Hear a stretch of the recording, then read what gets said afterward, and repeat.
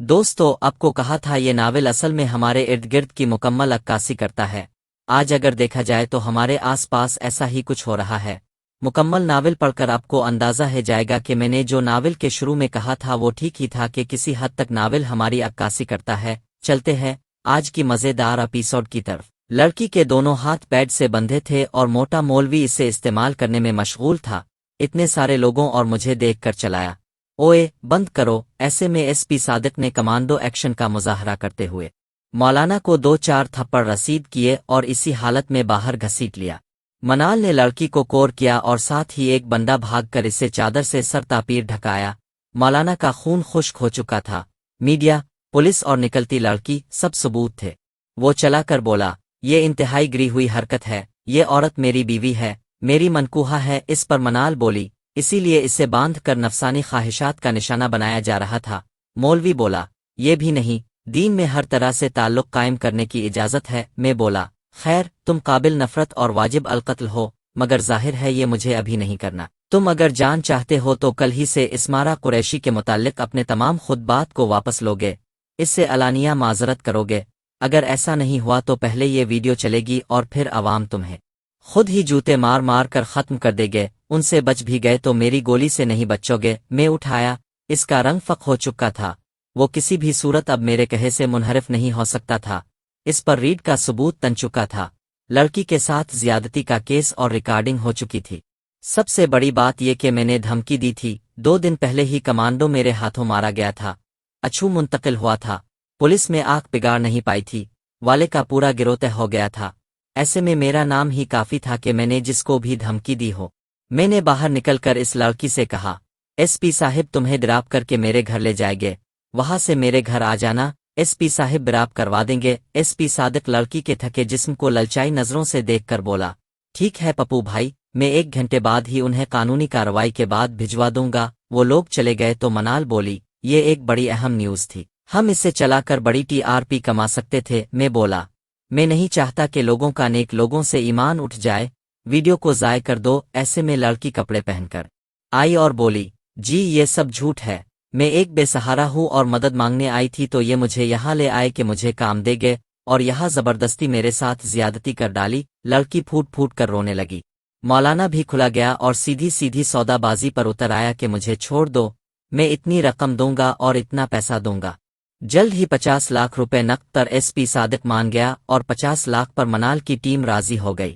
अब कहानी में मैं दाखिल हुआ। मौलाना मुझे देखकर चौंक गया। जाहिर है मेरे नाम की धूम तो फैल चुकी थी। वो हड़बड़ा कर बोला, बीच पप्पू। मैं बोला, लो जी, हमसे 2 कदम आगे है हमारी रुसवाई, पहली मुलाकात में ही पहचान गए। वो बोला, ची आपको कौन नहीं जानता। मैं बोला, ये बताने की ज़रूरत नहीं कि ये सब मेरा क्या धुरा है। आपको ख़त्म कर देना बड़ा आसान था, मगर इस तरह आप एक शहीद बन जाते। मैं किसी सुअर के नाम के साथ शहीद का लफ्ज़ लगा पसंद नहीं करता। तुम जैसे लोग भोली भाली अवाम को मजहब और दीन की तालीमात रद्दो बदल कर के देते हो। तुम लोग अपने नापाक इरादों के लिए दीन को गलत इस्तेमाल करते हो। तुम इस पेशावर जिस्म फरोश से भी गए गुजरे हो जो सिर्फ अपने जिस्म को आलूदा करती है। तुम पाक चीज़ों को आलूदा करते हो। मैं घर आ गया। रात को सोने की तैयारी कर रहा था कि वो लड़की घर पहुंच गई। मैंने वजाहत को कॉल की और इसे कहा कि इस लड़की को 2 लाख इनाम और मैडम को 5 लाख अदा कर दे। बाकी 3 लाख मिठाई और इनाम से इकराम के नाम पर खुद और अपने लड़कों में बांट दे। शिराज की कॉल आई। वो बोला, हमने दुबई में पत्ता लगा लिया था कि गर्देजी के बच्चे कहाँ हैं। वहां से हमने उन्हें बाजियाब कराने के लिए टीम तश्कील दी, मगर गर्देजी ने खुद जैगम से बात की क्योंकि अगवाकारों को जैगम ने इस काम का कॉन्ट्रैक्ट दिया था। ऐसे में गर्देजी और जैगम के दरमियान ही डील तय पा गई और इसके बच्चों को वैसे ही आज़ाद कर दिया गया। मैं बोला, तुम्हें अंदाज़ा है कि डील क्या हो सकती है। वो बोला, पता नहीं, मगर ये हो सकता है कि डील ये हो कि जैगम बच्चे छोड़ दे और गर्देजी नसीम को टोकन के तौर पर तुम्हारा नाम दे। मैं बोला, हाँ, जाहिर है मुझे मारे बगैर गर्देजी को तो चीन नहीं आने वाला। वो बोला, ये तो पक्की बात है, तुम जैसा दुश्मन कोई अफोर्ड नहीं कर सकता। मैं बोला, इससे ये भी साबित होता है कि जैगम मेरे और मिस्टर एक्स के दरमियान होने वाले मामले से अनजान है। वो बोला, हाँ, अगर डील में तुम्हारी जान पर सौदा हुआ है तो यकीनन ऐसा ही होगा। करीब गवाह भी हैं, उन्होंने ये हुक्म अदालत से लिया है। साथ ही ये भी दरखास्त दायर की है कि अब से जान का खतरा है। तमाम गवाहों और मज़कूरा ख़ानदान को तहफ़्फ़ुज़ फराहम किया जाए। पुलिस से मुनसिफाना तफ्तीश की उम्मीद नहीं, इसलिए केस जुडिशल बेंच को फॉरवर्ड किया जाए। मैं बोला, साला, इस नादान वकील कौन है जिसने इतनी मुनज़्ज़म कार्रवाई की है? वो बोला, ऐसा खर्च करो तो कई वकील मिलते हैं, ये मामला एनजीओ के जरिए उठाया गया है। मैं बोला, इसीलिए मेरे आस पास भीड़ है ताकि मेरी नकल व हरकत पर नज़र रखी जाए। खैर, अब तशरीफ़ लाइए, मैं कोऑपरेट करूंगा। मैंने शिराज को कॉल करके सारी बात बताई। जैगम का नंबर बंद था। मैंने अपने तमाम बंदों को अलर्ट किया और बताया कि मुझे पुलिस गिरफ्तार कर रही है। थाने और जहां जहां मुझे ले जाया जाए इस जगह की निगरानी की जाए ताकि दोबारा से पिछला जैसा वाकया ना हो। मेरी गैर मौजूदगी में तमाम सरगर्मियों को जारी रखा जाए, किसी को ये एहसास ना हो कि मैं मौजूद नहीं हूँ। पुलिस 10-15 मिनट ही में पहुंच गई। मैंने बड़ी शराफत से खुद को पेश कर दिया। एसपी सादिक मुझे अपनी गाड़ी में बना हथकड़ी थाने ले गया। वहां अपने कमरे में बिठाकर बोला, आज की रात तो यहीं गुजारनी पड़ेगी, कल सुबह ही आपको अदालत में चालान समेत पेश करने का हुक्म है।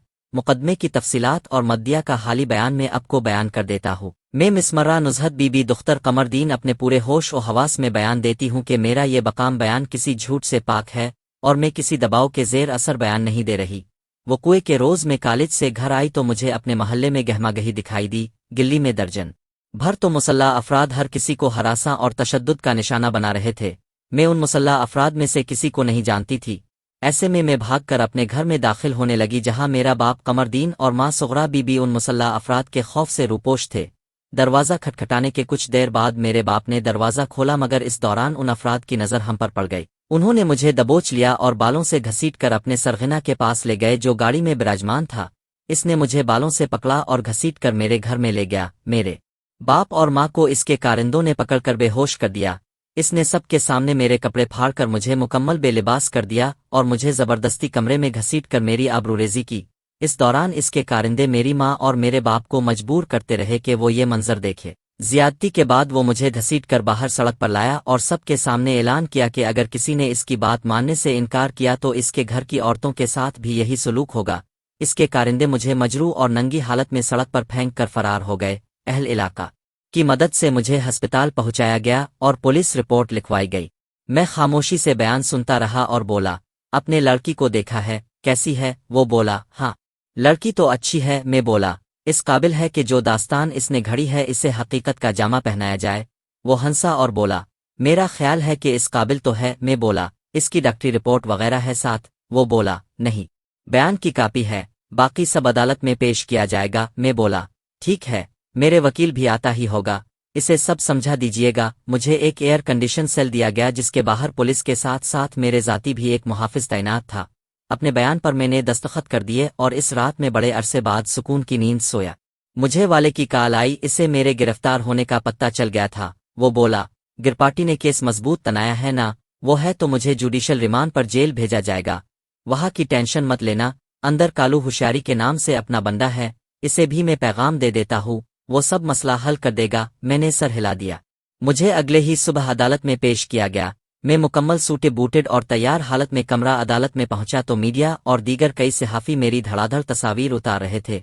एक सहाफ़ी मुझसे बोला, अपू साहिब, आपका क्या कहना है, क्या ये इल्ज़ाम दुरुस्त है? मैं मुस्करा कर मतानत से बोला, हर मुजरिम और हर बेगुनाह यही कहता है कि वो बेकसूर है, इसलिए इस वक्त में कुछ भी कहूँ वो गलत जाएगा। जो सच होगा अदालत में साबित हो जाएगा। मैं बड़ी शान से चलता हुआ अदालत में दाखिल हुआ। इस केस की समात एक बड़ी मशहूर और सख्त मिजाज जज मिस्टर तहमीना की अदालत में थी। मद्दिया नुज़हत निकाब में अदालत में मौजूद थी। अपने ज़ाहिरी सरापे के बाइस वो एक जवान और खूबरू लड़की दिखाई देती थी। इसकी वकील एडवोकेट शाहीन खान थी जो औरतों के हुकूक की बड़ी अलंबरदार मुफ्ती थी। अब थी या नहीं ये मुझे मालूम नहीं था, मगर थी इंतहाई महंगी वकील। केस की कार्रवाई शुरू हुई। सबसे पहले शाहीन उठी और बोली, योर ऑनर, कटहरे में मौजूद ये शख्स चेहरे से जितना हसीन और खूबरू मर्द है, इस चेहरे के पीछे इतना ही घिनौना किरदार है। ये एक कातिल, एक बदमाश और एक रिपेस्ट का चेहरा है जिसने एक नहीं कई मासूम और बाइस्मत लड़कियों को अपनी हवस का निशाना बनाया और उनकी जिंदगियां बर्बाद की। मैं अदालत से अपनी मुवक्किला के लिए इंसाफ चाहती हूँ कि इसे सख्त सजा दी जाए। शुक्रिया। जज ने मेरे वकील को इशारा किया जो कागज़ पर पत्ता नहीं किया लिख रहा था। मेरा ये वकील बिल्कुल जवान था और ये शायद इसका पहला केस था, मगर मैं इसे यूनिवर्सिटी से जानता था। बड़ा तेज तरार और ज़हीन लड़का था। नादिया वाले मामले में भी इसने मेरी अच्छी वकालत की थी। आसिफ नामी ये मुल्तानी लड़का खुर्रम का जंगी यार था। इसे सुबह ही मैंने काफ़ी लाइनें भी दी थी जिनसे हम बहस कर सकते थे। आसिफ उठकर बोला, योर ऑनर, सबसे पहले तो मैं मैडम शाहीन का शुक्रगुजार हूं कि उन्होंने सच्चाई का साथ देते हुए मेरे मुवक्किल के हसन की तारीफ की। इस पर कमरा अदालत हंसी से गूंज उठा। वो बोला, इसमें उनका कोई कसूर नहीं, दरअसल मिस्टर पप्पू हैं ही इस्म बिस्म, हसीन और खूबरू। वैसे अगर मैं गलत नहीं तो ये मैडम शाहीन का पहली बार उनका सामना हुआ है। इस दौरान उन्होंने मेरे मुवक्किल को कातिल, बदमाश और रियास्त भी कह दिया। ये अंदाज़ा उन्होंने अपनी मुवक्किला के बयान पर कायम किया, इस मुवक्किला के बयान पर जिसकी तस्दीक होना अभी बाकी है। साथ ही मैडम शाहीन ने अदालत को कभी नहीं बख्शा और कानून पर भी उंगलियां उठाईं। अगर ये कातिल है, बदमाश है तो अब तक आज़ाद क्यों है? वो कई मासूम और बास्मत लड़कियां भी दिखाई नहीं देती जिनकी जिंदगियां पप्पू साहिब ने बर्बाद की। ऐसे में मेरे मुवक्किल पर कोई भी इल्ज़ाम लगाने से पहले ज़रा सबूत इकट्ठा कर ले, इसके बाद जो कहेंगी हमें मंजूर होगा। डिबेट अज़अल पूर आर्डर। वो बैठा तो वाज़े तौर पर मुखालिफ वकील को अंदाज़ा हो गया कि वो नौमालूद ज़रूर है मगर बच्चा नहीं है। इस बार शाहीन उठी और बोली, योर ऑनर, मेरे पास नुज़हत बीबी की मेडिकल रिपोर्ट और 11 ऐनी शाहिदीन के तहरीरी बयान हैं। साथ ही मद्दिया और तमाम गवाहान की दरख्वास्त भी है कि उनको तहफ़्फ़ुज़ फराहम किया जाए क्योंकि मुल्ज़िम बहुत बासर इंसान है। जज ने तमाम कागजात देखे और बोली, अदालत उन सबूतों की बना पर पप्पू अनवर को 10 दिन के रिमांड पर जेल भेजने का हुक्म देती है। इसकी जमानत की दरख्वास्त मुस्तरद की जाती है। साथ ही ये तंबी भी की जाती है कि मद्दिया गवाहान को किसी भी किस्म के दबाव में लाने का मतलब होगा केस में अपने खिलाफ शहादत पैदा करना। इसलिए मुल्जिम पप्पू को यहाँ से सीधा जेल भेजा जाए। मुझे हवालात लगा दी गई और जेल ले जाया गया। मीडिया जाने मुझे और आसिफ को रोका कि हम बयान दे सके, मगर हमने सिवाय मुस्कराहट के कोई बयान ना दिया, जबकि दूसरी तरफ शाहीन और नुज़हत धड़ाधड़ बयान दे रही थी। इस बात का इम्कान पहले ही से था, इसलिए जेल में भी सेलिंग हो चुकी थी। कुछ पैसा काम आया था और कुछ शिराज ने डोरे हिलाई थी। मुझे जेल में उतारा गया तो कोट पेंट की बजाय एक सादा टी शर्ट और ट्राउज़र दिया गया जो बाहर से ही मेरे बंदे लाए थे। मेरा खाना भी बाहर से ही आता था। मुझे जिस सेल में बिठाया गया वो पेंट शदा और हवादार था। इसमें फर्श पर एक मैट्रेस बिछा था और तकिया सरहाने रखा था। यहाँ इस तरह के कई सेल थे जो यकीनन सियासी कैदियों के लिए थे। मुझे बैठे 10 ही मिनट हुए थे कि सेल का दरवाज़ा खुला और एक लड़का अंदर दाखिल हुआ। वो हाथ बढ़ाकर बोला, मुझे कालू होशियारी कहते हैं, ये लीजिए आपका नया मोबाइल फ़ोन विद बैलेंस। मैंने मोबाइल थाम लिया और बोला, अच्छा तो तुम हो जिसे वाले ने भेजा है? वो बोला, जी जनाब, अब तो जेल में बड़े मकबूल हैं, यहाँ के अखबार में अब की बड़ी दास्तानें हैं। वाले ने भी खूब कहानियां सुनाई थीं, अच्छू, साबू, नादिर खान और अब कमांडो को ख़त्म किया है अपने। लोग तो मिलने को बेताब थे।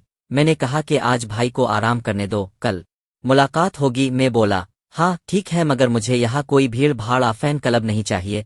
मुझे खामोशी और अकेलापन पसंद है। वो बोला, तप्पू भाई, एक और ख़ास बात है जो आपको बतानी है। मैं बोला, कि जो कहना है कहीं। वो बोला, तप्पू भाई, आप बड़े बंदे हैं, जेल में नकद पैसा चाहिए होता है, हम आपसे कुछ माली मदद चाहते हैं। मैं बोला, हो जाएगी, तुम बात बताओ। वो बोला, 2 दिन पहले यहाँ नसर और टन्ना आया है। मैं बोला, ये कौन शरीफ आदमी है? वो बोला, उजरती कातिल समझ ले जी, मुझे शक है इसे किसी खास मकसद से भेजा गया। हो सकता है दुश्मनों ने जेल में कोई साजिश चार की हो, इसलिए होशियार रहिएगा। साथ ही यहाँ मुल्तान यूनिवर्सिटी के कुछ मुंडे भी कैद हैं, यूनियन के नाम पर पक्के बदमाश और मुनशियात फरोश। अभी तो महज झगड़े के मामले में कैद हैं, मगर जब से पता चला है अब आए हैं। मुझसे कई बार कह चुके हैं कि मुलाकात करवा दूं। मैं बोला, कल का प्रोग्राम रख लो। वो बोला, पप्पू भाई, खिदमत के लिए कोई बंदा भेज दूं? मैं बोला, नहीं, मुझे किसी की ज़रूरत नहीं। वो चला गया तो मैंने मोबाइल निकाला और कीसों को कॉल की।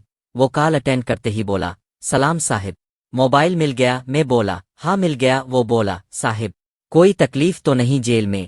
मैंने अपने 2 बंदे मुख्तलिफ मामलात में फंसा कर जेल भेजे हैं, वो कल से आपकी खुफिया निगरानी करेंगे। मैं बोला, बिल्कुल ठीक है।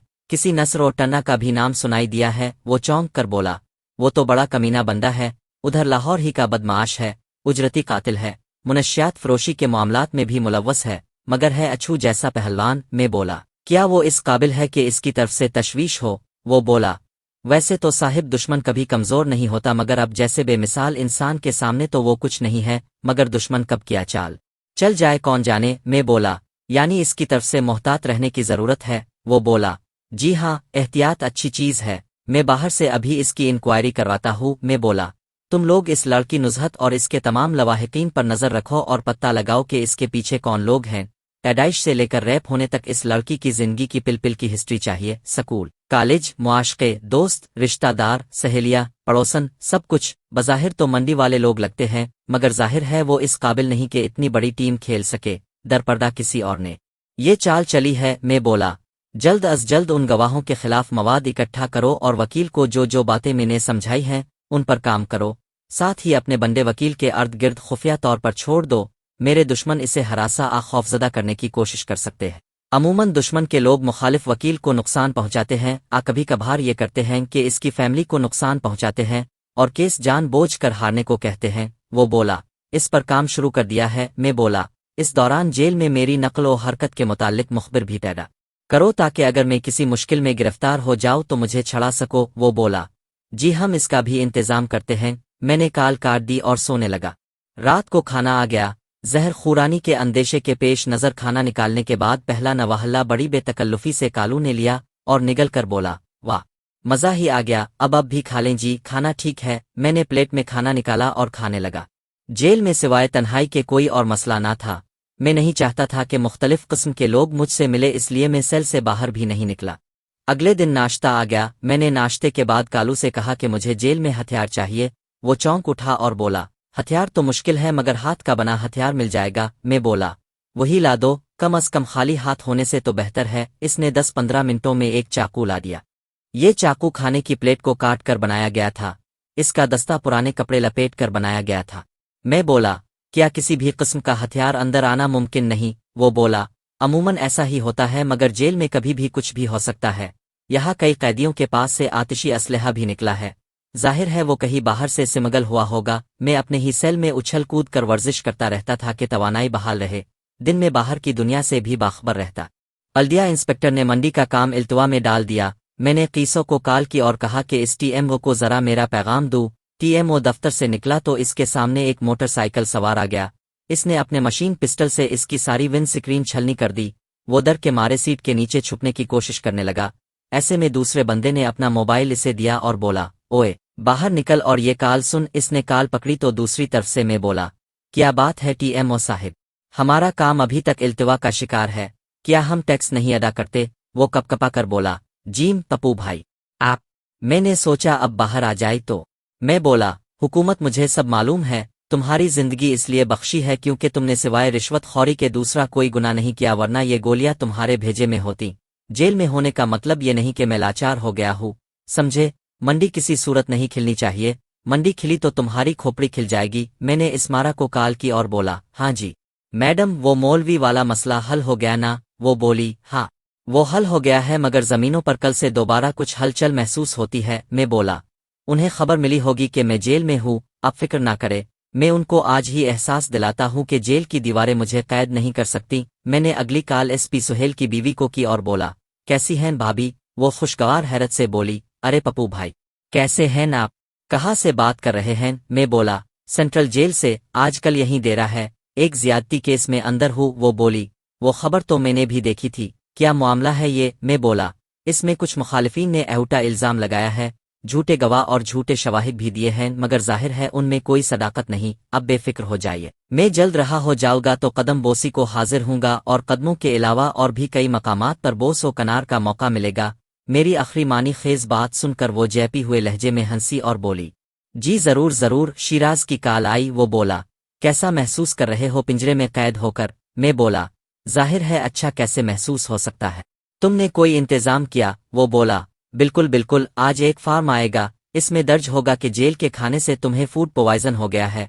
इसके लिए तुम्हें अस्पताल जाना होगा, वहाँ से तुम्हें रिहाई मिल जाएगी। मगर जाहिर है इंतज़ाम तो हमने करवा दिया है मगर इसकी कीमत तुम्हें अदा करना होगी। हर बार अस्पताल जाने के 10 लाख लगेंगे। मैं बोला, ये कोई मसला नहीं है। 10 मिनट बाद कालू जेल के डॉक्टर और जेलर के साथ आ गया। वो बोला, पप्पू भाई ऊपर से इजाज़तनामा आ गया है आपको सरकारी अस्पताल ले जाने के लिए। मैंने सर हिला दिया और बोला, जेलर साहिब हुक्म कीजिए, हमसे क्या क्या खिदमात चाहिए, खिल कर बताइए। वो बोला, बस पप्पू भाई हमारा ख्याल रखिएगा, आगे आपकी मोहब्बत, जो दिल चाहे। मैं बोला, सारा शहर जानता है कि जिसका ख्याल पप्पू ने रखा है वो खुद अपना ख्याल भी रखना भूल गया है। मैं बाहर निकला तो जेल की गाड़ी बमाचार मुहाफिज मौजूद थी।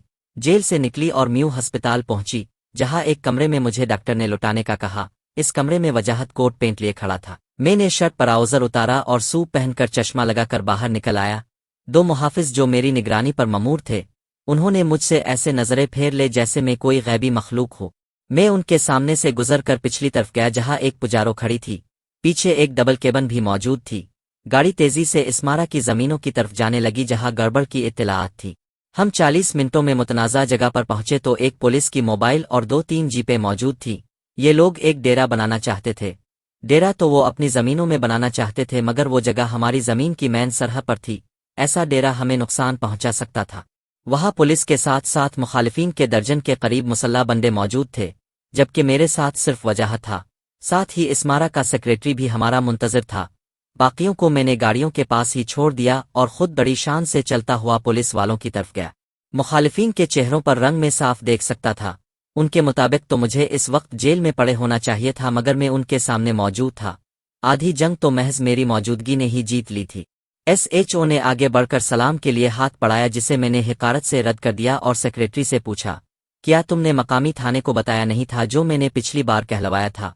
वो बोला, सर बताया था, मगर ये SHO साहिब बाई दी वे चलना पसंद करते हैं। मैंने इस बार SHO का बगौर जायजा लिया जिससे इसकी हालत पुतली होने लगी। मैं बोला, क्या थानेदार साहिब, हमारी बात की इतनी भी वक़ात नहीं थी कि आप हमारी अर्जी सुन लेते। ज़रूर हमें लाहौर से यहाँ तलब करता था। वो ममा कर बोला, जनाब, हमने कब जनाब को तलब करने की गुस्ताखी की? मैंने मुखालिफिन के पीछे खड़े ईंटों से भरे ट्रैक्टर और सीमेंट के ट्रक की तरफ इशारा करके कहा, ये तलबी ही है। वो बोला, जनाब, वो अपनी तरफ एक डेरा बनाना चाहते हैं। मैं बोला, मगर हम नहीं चाहते। वो बोला, जनाब, उनकी अपनी ज़मीन है, इस पर वो जो चाहे बनाई, उनका हक है। मैं सफ़ाक मुस्कराहट से बोला, मैं उनका ये हक तस्लीम नहीं करता। तो समझो किसी किताब और किसी कानून के तहत यहाँ कोई डेरा नहीं बनेगा। अगर बनेगा तो सबसे पहली गोली में चिल्लाऊंगा और वो किसी भी वाले को भी लग सकती है। यहाँ कुछ बनावट के बजाय गुलिस्तान बनेगा, ये लिख लो। वो बुरी तरह खौफजदा हो गया। अंदरून महकमा इसे इत्तला तो होगी कि मैंने क्राइम ब्रांच के SP को गोली मार दी थी। ये अलग बात थी कि SP ने कार्रवाई इसलिए नहीं की थी कि इस वक्त गर्देजी की फैमिली मेरे कब्जे में थी। साथ ही ये खबर भी जेर ज़मीन गर्म थी कि कमांडो मेरे हाथों बड़ी इबरतनाक मौत मरा था।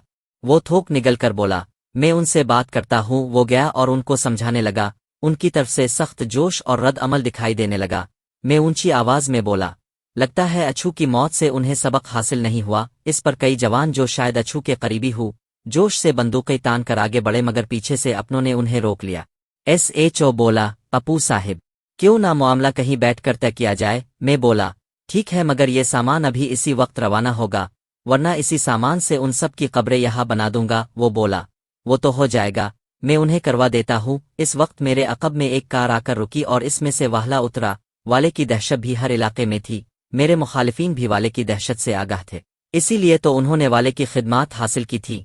अब तो वाहला भी मेरा हम रिकाब बन गया था और उनका सरगना कदीम जख्मी होकर रूपोश था, तो ये मंजर उनके लिए और भी हौसला शिकन था। वाहला पुलिस का इंतहाई मतलूब शख्स था, मगर SHO ने इसे ऐसे नज़रअंदाज किया जैसे जानता ही नहीं। वो बड़े तपाक से मिला और बोला, वाह, तेरी पहुंच तो मुझसे कहीं ज्यादा निकली। तो जेल से बाहर आज़ाद घूम रहा है? वाह। मैं बोला, यहाँ पैसे और ताकत से कुछ भी किया जा सकता है। खैर, मुझे वापस जाना है। मुलाजिम ने बताया कि बीबी ने खाने के लिए हवेली बुलवाया है, तो मैं गाड़ी में हवेली की तरफ चला गया। वजाहत भी शामिल हो गया और ड्राइविंग इसने संभाल ली। वो बोला, सर, वो मौलाना साहिब ने पहली बार तो माजरत की थी, मगर आज सुना है फिर गोहर अफशानी की है। मैं बोला, ठीक है, उनकी रहाइशगाह की तरफ चल लो। लगता है वो बातों से समझने वाले नहीं। इसने गाड़ी मौलाना के घर की तरफ मोड़ ली। इसके बड़े से मकान के बाहर 2 मुसल्ला गौर मौजूद थे। मेरे बंदे इस तेजी से उनके पास रुके कि वो बौखला दे। इससे पहले के संभलते उन्होंने उन दोनों के सरों पर हथियार दे मारे। दोनों आन वाहिद में बेअसर हो गए। मैंने इस किस्म की नाम निहाद और कागजी सिक्योरिटी पर अफसोस किया जिसे 1-2 सेकंड में ही बेअसर कर दिया गया था। मैं उतरा और घर के अंदर दाखिल हुआ। अंदर से एक मुलाजिम भागता हुआ आया और इससे पहले के मुंह खोलता मैंने इसके मुंह पर मक्का लगाया। वो बेचारा उलटकर शीशे की मेज से जा टकराया और मेज चिकनाचूर हो गई। इसी वक्त मौलाना की रोब बार आवाज गूंजी, क्या नुकसान कर दिया हरामजादे। साथ ही मौलाना अपने जलते हुए वजूद के साथ नमूदार हुए। मुझे देखते ही उनका रंग उड़ गया। वो पलटे, मगर मैंने झट से उनको गुद्दी से पकड़कर सोफे पर धक्का दे दिया। वो पलटे तो मैं सोफे की हत्थी पर धुरे उनके हाथ पर पीर रखकर बोला, क्या मौलाना साहिब, आपके मर्तबे का ख्याल करते हुए हमने आपको बहुत नरमी के साथ महज समझाने पर इक्तिफा किया था, मगर लगता है अब की मोटी अक्ल में ये बात आई नहीं जो अब फिर से वाइज करने लगे। वजाहत वाले के साथ लाहौर की तरफ चला गया, जबकि SHO मुखालिफ गैंग को समझा बोझे कर ले गया। मैं असलम कुरैशी की हवेली में दाखिल हुआ तो इस्मारा ने एक पर तकल्लुफ़ खाने का एहतमाम किया था। मैं टेबल पर बैठते हुए बोला, कहीं ये एहतमाम इसलिए तो नहीं कि अब की दानिश्त में चूंकि उन दिनों जेल में हूं तो खाने को तरस गया हूं। वो खुशदिली से बोली, नहीं, ये इसलिए था कि आपने हमारे तमाम मसाइल हल कर दिए मगर अभी तक हमने आपकी कोई खिदमत नहीं की। मैं बोला, नहीं, इसकी कोई ज़रूरत नहीं। वो बोली, मैं ये भी जानती हूं कि उन कामों की वजह से अपने अपने मसाइल और दुश्मनों में बेपनाह इजाफा कर लिया है। हम इस बात की भी कदर करते हैं। मैंने इस बार खामोशी अख्तियार की और खाने से इंसाफ किया। खाने के बाद इसने एक लिफाफा मुझे थमाया और बोली, ये आपकी खिदमात के बराबर तो नहीं मगर जाहिर है आपका भी अच्छा भला सरमाया और वक्त सिर्फ हुआ होगा तो ये मामूली सा तोहफा कबूल कीजिए। मैंने बना खोले वो लिफाफा जेब में रख लिया। वाकई अब तक इस्मारा के कामों के सिलसिले में लाखों रुपए लग चुके थे। इस लिफाफे में 3 करोड़ रुपए के चेक थे। मैं गाड़ी में वापस जा बैठा तो मेरे बुंदों की पक अब मेरे पीछे पीछे थी। रास्ते में मुझे वो चला कर बोला, हाँ पप्पू, तुम जानते नहीं मैं कौन हूँ, इस हरकत का तुम्हें खमियाजा भुगतना पड़ेगा। मैं बोला, ओह बस करो यार, हर कोई एक जैसे डायलॉग मारता है। अब तो मैं उनसे तंग ही आ गया हूँ। अब बकवास बंद करो और बताओ, जान से जाओगे आ शराफत से बात मानोगे? वो बदला से बुलबुला कर बोला, तुझ पे लानत है, रजा साहिब तुझे तबाह और बर्बाद कर देंगे तो गलियों में पागल कुत्ते की तरह भागता फिरेगा। तेरी मौत का इंतजाम हो चुका है। अपने जोश में वो एक बड़ी बात कह गया। मैंने इसके मुंह पर मक्का रसीद किया और पीछे मुड़कर अपने बंदे से कहा, इसे उठा लो और ठिकाने पर ले जाओ। इससे वो सब उगलवा जो ये जानता है और वो भी जो ये नहीं जानता। इसकी मोटी खाल को अच्छी तरह चीर कर रख दो, किसी किस्म की रियायत मत तरतना, समझे? मेरे बंदे इसे उठा कर ले गए। मैं समझ सकता था कि कोई ना कोई साजिश तैयार हो चुकी है, इत्तेफाकिया तौर पर ही सही। ये मौलवी हाथ लग गया। अब मैं इससे सब उगलवा कर शीद फाशी का प्लान बना सकता था। मैं वापस हस्पताल पहुंचा और कमरे में दोबारा धुले धुलाए इजी ड्रेस में मलबूस होकर पुलिस वैन में बैठ गया। डॉक्टर की डिस्चार्ज स्लिप और दीगर कानूनी कागजात भी मुझे फराहम कर दिए गए। मैंने कागजात पर नज़र डाली तो पूरी रिपोर्ट थी कि मुझे जेल के खाने से शदीद फूड पॉइजन हुई, जिस पर जेल इंतजामिया ने मुझे सरकारी अस्पताल भिजवाया। यहाँ मुझे मुनासिब ट्रीटमेंट दी गई और जब हालत संभल गई तो वापस जेल भेज दिया गया। मैं पुलिस और ज़ाती सिक्योरिटी में जेल की तरफ रवाना हो गया। मैं जेल पहुंचा तो कालू को अपना मुंतज़िर पाया। वो बोला, वाह पप्पू भाई, हो भी आए अस्पताल से? मैं बोला, हाँ हो आया, क्यों खैर है? तुम क्यों मुंतज़िर हो? वो बोला, आपका बंदा जेलर और डॉक्टर को कुछ किसी को 10 लाख रुपए दे गया है, साथ ही जो गार्ड साथ गए थे और अस्पताल के डॉक्टर को भी सुना है खूब नवाजा है। पूरी जेल में धूम मच गई है। मैं बोला, अच्छा, ये इत्तलात मुझसे पहले पहुंच गईं? वो बोला, जी पप्पू भाई बिल्कुल, बड़ी टूर बन गई है। अच्छा, वो यूनियन वालों को बुला लूं? मैं बोला, यार आखिर तुम उनसे क्यों मिलवाना चाहते हो? वो बोला, बस जी, उन्होंने भी तो अब से मिलने के लिए काफ़ी खर्चा किया है। मैं बोला, अच्छा तो ये बात है, चलो बिलवाल, मगर आइंदा किसी को पैसे के इवज मत मिलवाना। 10 मिनट बाद गरांग में 2 पत्ती के साथ बिस्कुट मंगवा लिए गए और मेरे सामने 4 बंदे मौजूद थे जो शक्ल से ही जराइम पेशा लगते थे। पता नहीं उनको स्टूडेंट कौन समझता था।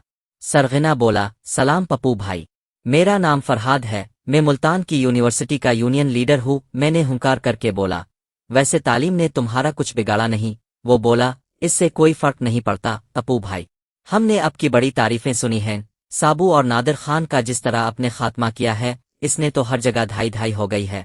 बाहर से जो भी आता है वो आपकी ही तारीफ करता है कि शहर में अगर कोई सच्चा शेर है तो वो पप्पू भाई है। मैं बेजारी से बोला, यार मक्खन बहुत लग गया, काम बताओ। वो बोला, पप्पू भाई, हमने नादिर खान को असलहे के लिए 10 लाख रुपया एडवांस दिया था। मैं बोला, तो तुम्हें लगता है इसे मारने के बाद वो पैसे मेरे पास हैं और मैं देने का पाबंद हूँ? वो मेरा बिगड़ा मौत देखकर बोला, ना पैसे की कोई फिक्र नहीं, अपने माई बाप हैं, बड़ा ये है उनके पास, हमें तो असलहा चाहिए इसलिए जनाब को जहमत दी है। मैं बोला, ये असलहा किस लिए चाहिए? वो बोला, वो ही, हम अपना एक गिरोह बनाना चाहते हैं। उधर हमारी तरफ 1-2 और सियासी पार्टियां हैं, हम चाहते हैं कि उनके मुकाबले में खुद को मजबूत करे। मैं बोला, इस काम के लिए तुमने यूनिवर्सिटी से स्टूडेंट्स को भर्ती किया है? वो बोला, हाँ जी, ज्यादातर तो स्टूडेंट ही हैं, हम उनको नौकरियों के मुकाबले ज्यादा पैसा ऑफर करते हैं और उनका ख्याल भी रखते हैं। अपनी जमीयत वगैरह बनाई है हमने। मैं बोला, ये पैसा जिस सियासी पार्टी ने दिया है वो कौन सी है? वो बोला, जी इसका नाम नफाज दीन है, नाम सुना तो होगा, यहाँ की यूनिवर्सिटी में भी सरगर्म है। मैं बोला, एक मजहबी नाम से बनाई पार्टी और असल महज मुसल्ला अफराद का एक गिरोह है, اس گروہ کو اسلحے کی ضرورت ہے تاکہ مسلح قوت دکھا کر اپنی پوزیشن مستحکم کر سکے، ہے نا؟ وہ بولا، ہاں جی بالکل بالکل، میں سخت اکتاہٹ سے بولا، مجھ سے کیا چاہتے ہو؟ وہ بولا، سب جانتے ہیں کہ نادر خان کے بعد شہر میں ہر قسم کا بزنس اب کے عاشیر بعد سے چلتا ہے، ہم بھی اسلحہ چاہتے ہیں۔ اس کام کو کرنے والے کئی لوگ ہیں مگر کسی کی ہمت نہیں کہ لاہور میں دکان لگا سکے، سب بڑھتے ہیں کہ کہیں نادر خان والا حال نہ ہو جائے۔ میں بولا، اگر تمہیں اسلحہ میں ہی دلوا دوں تو؟ وہ بولا، واقعی یہ تو سب سے بہتر ہو جائے گا۔ میں بولا، مگر میری ایک شرط ہے کہ ڈیل تمہارے اس مائی باپ سے ڈائریکٹ ہوگی اور دوم ایسا سب کے سامنے ہوگا، ملتان تک ڈلیوری اور گارنٹی میری، بعد میں تم ذمہ دار ہوگے اور میرا نام کہیں نہیں ہوگا، چاہے تم اس اسلحے سے سارے شہر کو تباہ کر دو، سمجھ گئے؟ وہ بولا، دوسری شرط تو منظور ہے، پہلی کے لیے پوچھنا پڑے گا۔ کچھ دیر بعد میں وہاں سے اٹھایا، مجھے قیسوں کا فون آیا۔ وہ بولا، صاحب جی، وہ مولوی کو تو ہم اٹھا لائے ہیں مگر اس وقت سارے شہر میں پولیس ہائی الرٹ ہو گئی ہے۔ میں بولا، کوئی بات نہیں، ذرا خدمت کرو اچھی طرح اس کی اور پوچھو کہ میرے متعلق کیا جانتا ہے۔ وہ بولا، وہ تو جو کہانی اس نے سنائی ہے، اس کے بقول پچھلی بار کی بے عزتی کے بعد اس نے رضا نظامی سے رابطہ کیا جس پر اس نے یقین دلایا کہ بہت جلد اب کو جڑ سے ختم کر دیا جائے گا۔ اس کے لیے پہلے مرحلے میں سبزی منڈی والے واقعے کا استعمال کرنا تھا، دوم جیل میں سازش رچائی تھی۔ اس کام میں کون کون ملوث ہے یہ اسے معلوم نہیں۔ میں اولا در اور رگڑو، شاید کوئی اور بات بتا دے۔ وہ بولا، جی جو حکم۔ اس رات مجھے کالو ایک لسٹ دے گیا جس میں وہ ہتھیار لکھے تھے جو ان کو چاہیے تھے، یہ سب سامان کروڑوں مالیت کا تھا۔